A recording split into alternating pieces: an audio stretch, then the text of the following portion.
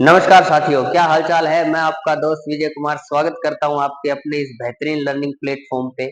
आज हम बात करेंगे रिफ्रैक्शन फ्रॉम कर्व्ड सरफेसेस। देखिए, मान लो ये एक सरफेस है,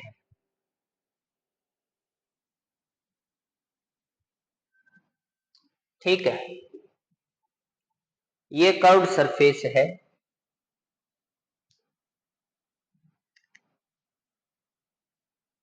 इधर बनाते हैं थोड़ी,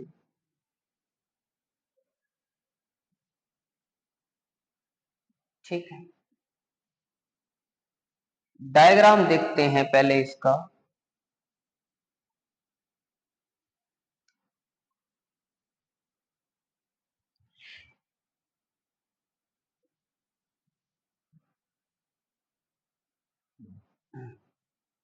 ये यहां पर एक पॉइंट ऑब्जेक्ट पड़ा है। क्या पड़ा है? पॉइंट ऑब्जेक्ट पड़ा है।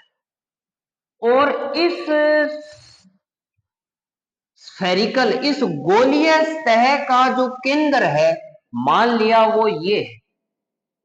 इस ये जो स्फेरिकल सरफेस है, कर्व्ड सरफेस है, तो उसका कहीं ना कहीं सेंटर तो होगा। मान लिया वो सेंटर कहाँ है, ये रहा। अब देखिए, ये ऑब्जेक्ट है। ये क्या है? ऑब्जेक्ट है। ये पोल है। और ये क्या है? इसका सेंटर ऑफ कर्वेचर है। अब देखिए, अपने को क्या बनानी है? अपने को इमेज बनानी है। तो एक रेस इमेज बनाने के लिए हमें कितनी रेस चाहिए? मिनिमम 2 रेस चाहिए। एक ये रह गई, ये सीधी स्ट्रेट निकल गई। क्यों? क्योंकि जो सेंटर से पास होती है वो सरफेस पे कितने डिग्री का, सरकमफेरेंस पे कितने डिग्री का एंगल बनाती है? 90 का। मतलब ये परपेंडिकुलर इंसिडेंट हो रही है और ये बिना डेविएशन के, बिना विचलन के सीधी निकल जाएगी, बिना अपवर्तन के। अब ये एक दूसरी किरण है, सेकंड रे, ठीक है। अब ये रे कहां से कहां जा रही है? मान लिया ये मीडियम है रेयरर मीडियम। कौन सा मीडियम है? रेयरर। ये सरफेस ग्लास की बनी होगी, तो ये कौन सा मीडियम हो गया? Denser medium. इसका रिफ्रैक्टिव इंडेक्स मैं मान लेता हूं क्या है? म्यू 1 है। इस मीडियम का रिफ्रैक्टिव इंडेक्स क्या मान लेता हूं? म्यू 2 है। क्या है? म्यू 2 है। और ये ऑब्जेक्ट है, वो पॉइंट ऑब्जेक्ट है जो कितनी डिस्टेंस पे पड़ा है? यू डिस्टेंस पे पड़ा है। तो हमें इमेज बनाने के लिए कितनी रेज की रिक्वायरमेंट है? 2 रेज की रिक्वायरमेंट है। एक रे तो ये सीधी डायरेक्ट निकल गई, ठीक है। अब दूसरी रे ये गई। अब ये रे कहां से कहां जा रही है? रेयर मीडियम से डेंसर मीडियम की तरफ जा रही है। तो ये किस तरफ बैंड होगी? ये बैंड होगी टुवर्ड्स नॉर्मल। जब भी प्रकाश की किरण विरल माध्यम से सघन माध्यम में गमन करती है तो वो किधर मुड़ती है? अभिलंब की तरफ मुड़ती है। When ray is moving from rarer medium to denser medium, it bends towards the normal. तो हमें अब क्या बनाना पड़ेगा? नॉर्मल। और किसी भी सर्कल के सेंटर से सरकमफेरेंस पे जो लाइन खींचते हो वो कितने डिग्री का एंगल बनाती है? 90 डिग्री का ही एंगल बनाती है इस टेंजेंट के साथ। तो अब हमें क्या करना है? यहां से एक स्ट्रेट लाइन खींच देंगे जो अपने आप किसको रिप्रेजेंट करेगी? नॉर्मल को रिप्रेजेंट करेगी। ये लीजिए, ये क्या है? नॉर्मल है। ये क्या चीज है? नॉर्मल है। अब क्या होगा? जो लाइट है वो किस तरफ बेंड होगी? ये बेंड होगी किस तरफ? Towards normal. अगर ये रे रिफ्रैक्शन नहीं होता तो सीधी चली जाती है ऐसे। बट अब ये किस तरफ बेंड होगी? अब ये बेंड होगी नॉर्मल की तरफ। और ये यहां आके क्या बना देगी जी?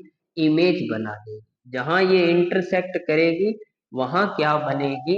इमेज बनेगी। अब देखिए, अब दोबारा समझते हैं। चीजों को। ये एक ऑब्जेक्ट लिया जो कितनी डिस्टेंस पे है, u डिस्टेंस पे पड़ा है। कितनी डिस्टेंस पे पड़ा है, u डिस्टेंस पे पड़ा है, पोल से u डिस्टेंस पे। हमें इसकी इमेज बनानी है, तो एक रे ये रे, एक रे गई ये कहां से कहां जा रही है, ये नॉर्मल है। कहां से कहां जा रही है, रेयर से डेंसर में जा रही है, तो ये किस तरफ मुड़ेगी, अभिलंब की तरफ मुड़ेगी। ये रहा अभिलंब, और ये मुड़ के और ये यहां पर इंटरसेक्ट करके क्या बना दिया, प्रतिबिंब बना दिया, इमेज बना दी। अब देखिए, मैं ये डिस्टेंस कितनी हो जाएगी जी, ये डिस्टेंस हो जाएगी v, और ये डिस्टेंस क्या हो जाएगी r। ये डिस्टेंस क्या हो जाएगी r। ये एंगल मैं मानता हूं क्या है, अल्फा। ये एंगल क्या मानता हूं, बीटा। ये एंगल क्या मानता हूं, गामा। क्या मानता हूं, गामा। नॉर्मल के साथ इंसिडेंट रे कितना एंगल बनाती है, आई, और रिफ्रैक्टेड रे कितना एंगल बनाती है, r। अब देखिए, इसके लिए मैं कुछ अजम्पशन मानता हूं। क्या मानता हूं, कुछ अजम्पशंस। पहला अजम्पशंस क्या है,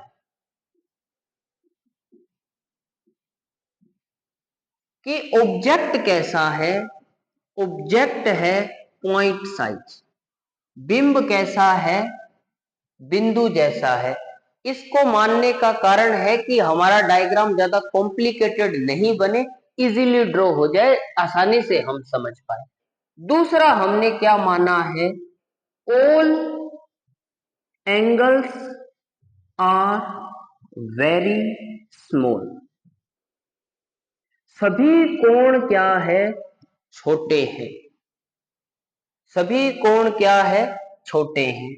तीसरी बात हमने क्या मानी है, कि ये जो कर्व्ड सरफेस है, बड़े स्फीयर का छोटा सा पार्ट है, curved surface is small part of large sphere. किसी बड़े गोले का छोटा सा भाग है। ऐसे ये अजम्पशंस हमने क्यों माने हैं, ये हम जैसे डेरिवेशन करेंगे तब आपको समझ आ जाएगा। अब देखिए, यहां पर मैं इस पॉइंट पे स्नेल्स नियम लगाता हूं। कौन सा नियम लगाता हूं, स्नेल्स नियम लगाता हूं। ये देखिए, यहां स्नेल्स नियम लगाओगे तो क्या होगा, μ1 sin i equal to μ2 sin r। ये लीजिए,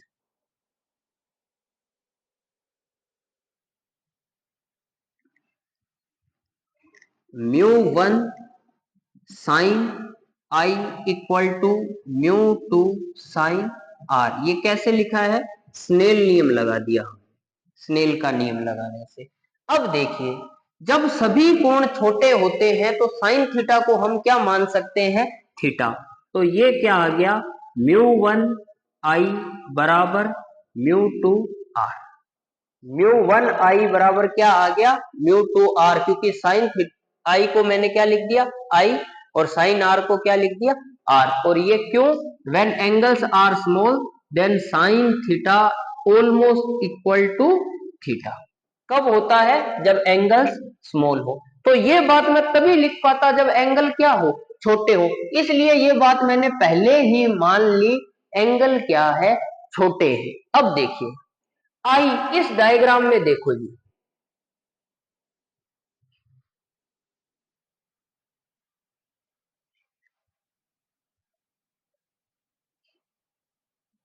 आई है बाह्य कोण, अल्फा और गामा क्या है, आंतरिक कोण। तो हमने पढ़ा हुआ है, बाह्य कोण किसके बराबर होता है, आंतरिक कोणों के योग के बराबर। Exterior angle is equal to sum of interior angle, या external angle is equal to sum of internal angle. तो एक्सटर्नल एंगल कौन है, आई, और इंटरनल एंगल कौन है, एल्फा। इस पॉइंट का नाम दे देता हूं एम। कहां पे, ट्राइंगल ओ सी एम। ओ सी एम में देखिए, ओ सी एम, एक्सटर्नल एंगल आई, ये अल्फा गामा, तो आई इक्वल टू क्या हो गया, अल्फा प्लस गामा। अब मैं ये वैल्यू, और इसी तरीके से इस ट्राइंगल में देखो, किसमें, एम सी आई, किस ट्राइंगल में, एम सी आई। एम सी आई के अंदर एक्सटर्नल एंगल कौन सा है, गामा, इंटरनल एंगल कौन से है, बीटा और आर। तो इसमें देखिए आप क्या लिख सकते हो कि R plus beta is equal to gamma. तो यहां से आर निकालेंगे तो क्या आ जाएगा, गामा माइनस बीटा। तो आई की वैल्यू क्या आई है, अल्फा प्लस गामा, और आर की वैल्यू क्या आई है, गामा माइनस बीटा। अब ये वैल्यू मैं वापस इसके अंदर पुट कर देता हूं। ये हमने ये कर लिया। अब देखो, आई की जगह मैं क्या लिखूंगा, alpha plus gamma, mu one alpha plus gamma, mu two, R की जगह क्या लिखूंगा, गामा माइनस बीटा। अब देखिए, जब सभी एंगल छोटे हैं तो मैं क्या कर सकता हूं, मैं अल्फा की जगह क्या लिख सकता हूं, टेन अल्फा, क्योंकि टेन थीटा भी किसके इक्वल होता है, थीटा के इक्वल होता है। जब एंगल स्मॉल हो तो टेन थीटा किसके इक्वल होता है, थीटा के। जब टेन थीटा को थीटा लिख सकते हैं तो थीटा को भी तो हम क्या लिख सकते हैं, टेन थीटा। तो यहां आ गया mu one tan alpha plus tan gamma is equal to mu two tan gamma minus tan beta. अब आप कहोगे सर साइन से टेन क्यों किया, क्या लफड़ा है, ये आप 2 मिनट रुकिए, मैं आपको आगे बताऊंगा कि टेन का क्या बेनिफिट हुआ, हमें टेन लगाने से क्या मिला। अब देखिए, टेन अल्फा क्या होता है, टेन क्या होता है, LALKKA, लंब बटा आधार। मतलब टेन थीटा क्या होता है, perpendicular upon base. But perpendicular base ये सब कहां होते हैं, राइट एंगल ट्राइंगल में होते हैं। राइट एंगल ट्राइंगल होगा तब परपेंडिकुलर बेस हाइपोटेनियस कुछ मिलेगा। तो अब देखिए मैंने क्या किया, इस डायग्राम के अंदर यहां से एक परपेंडिकुलर ड्रॉ कर दिया, ये लो, ये जूम कर देता हूं मैं, ये यहां पे परपेंडिकुलर ड्रॉ कर दिया एन। अब देखिए, यहां से हम इजीली कैलकुलेट कर सकते हैं, टेन अल्फा क्या होता है, परपेंडिकुलर अपॉन बेस। बेस क्या होगा, ओ एन, क्या होगा, ओ एन। यहां से हम इजीली कैलकुलेट कर सकते हैं टेन गामा, क्या, M N upon N C. और यहां से हम इजीली कैलकुलेट कर सकते हैं tan beta perpendicular upon base N I. तो ये लीजिए,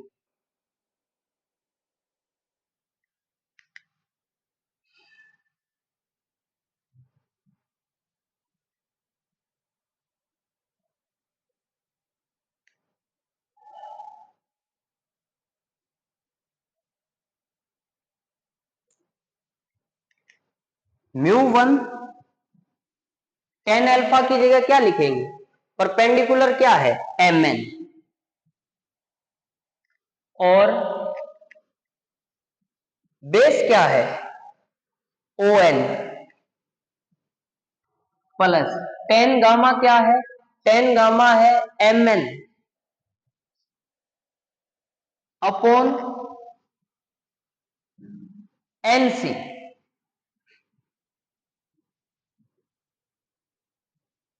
म्यू टू टेन गामा क्या है, M N upon N C, minus tan beta क्या है, M N upon N I. M N upon N I. यहां से देखिए, अब यहां तक सोल्व हो गया। अब हम क्या करेंगे, एम एन को कॉमन ले लिया,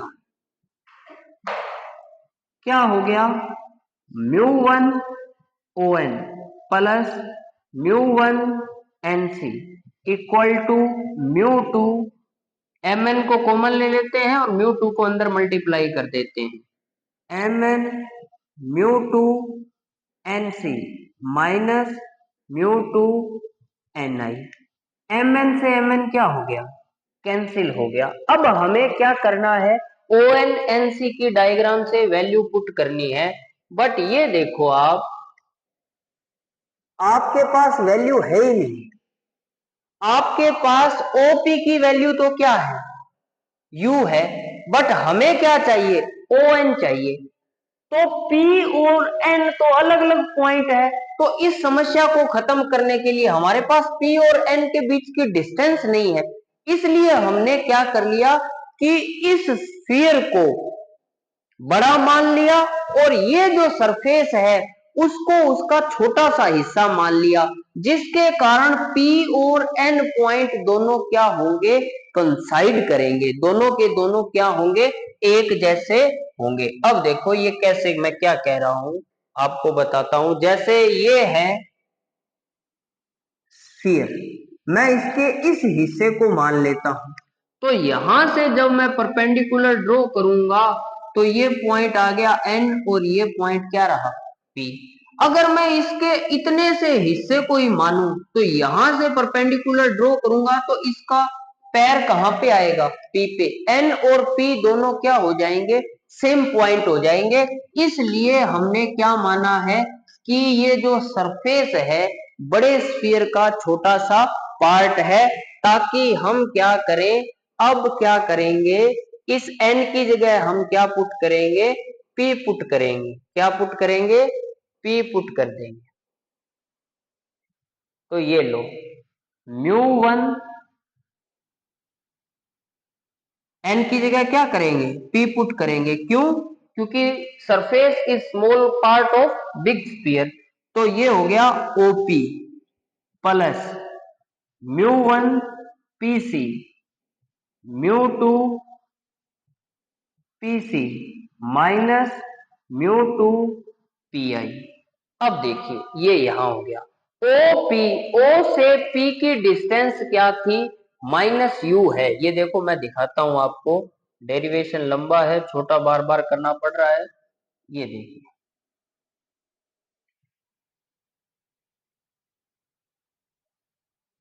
OP की वैल्यू क्या है, OP की वैल्यू है U, PC की वैल्यू,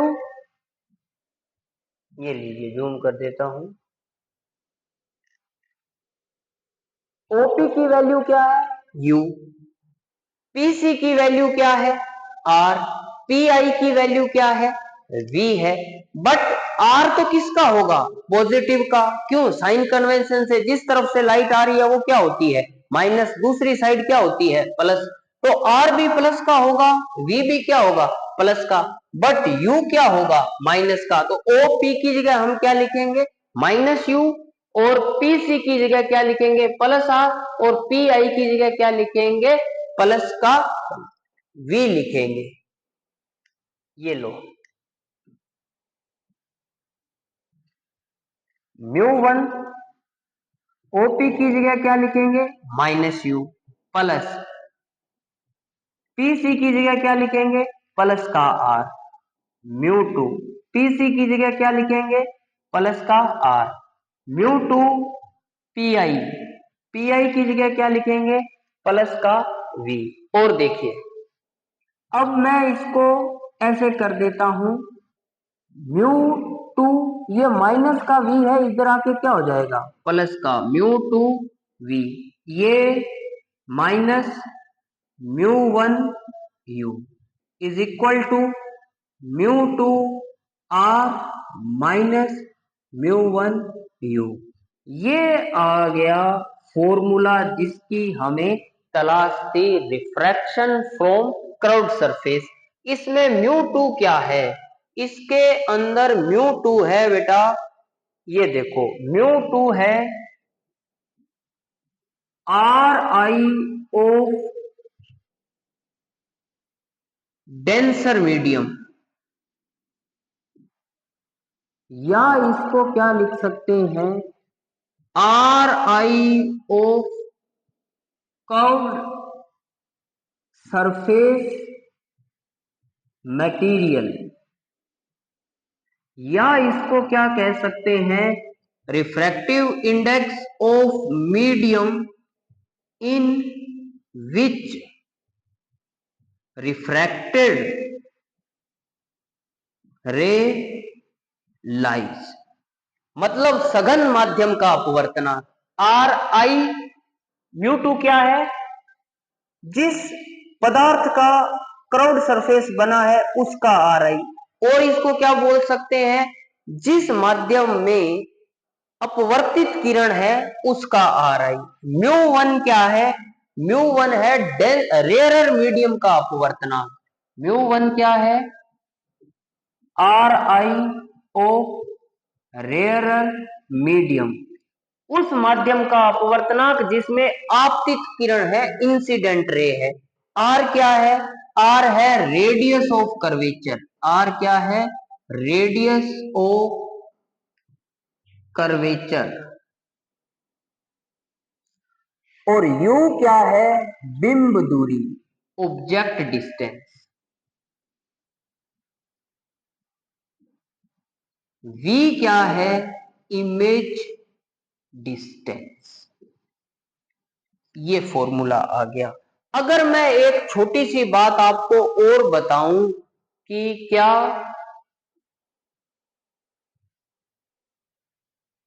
अरे हो गया छोटा,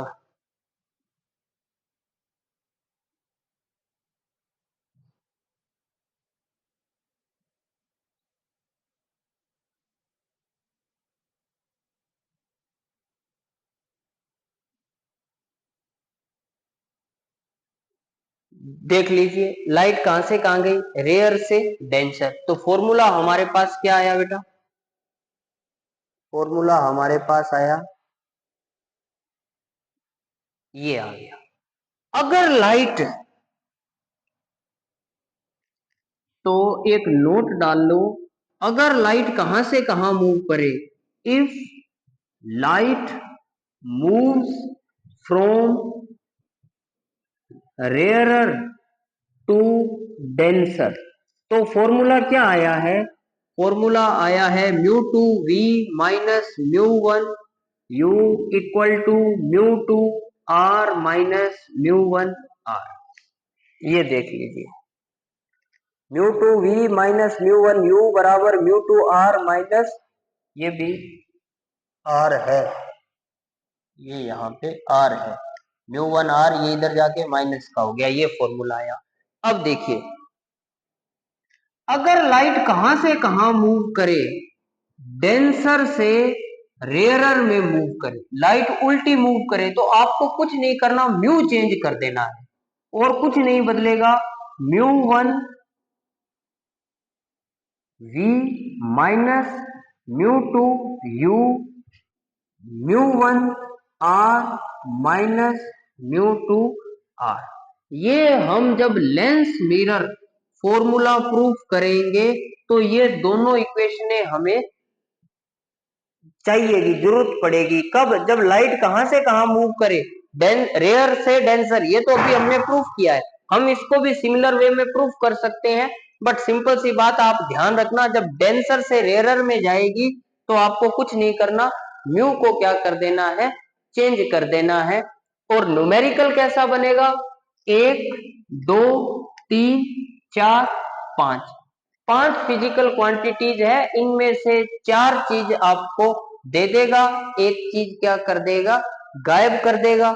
सेम यहां पर है, बस आपको चेक करना है, अगर लाइट रेयर से डेंसर में जा रही है तो ये वाला फॉर्मूला अप्लाई करना है, और जब डेंसर से रेयरर में गमन करे, मूव करे, तो ये वाला फॉर्मूला अप्लाई करना है। उम्मीद करता हूं आपको समझ आया होगा। अगर मैं आपको एक बार इसका स्क्रीनशॉट दिखाऊं, दोबारा मिनिमाइज करूं,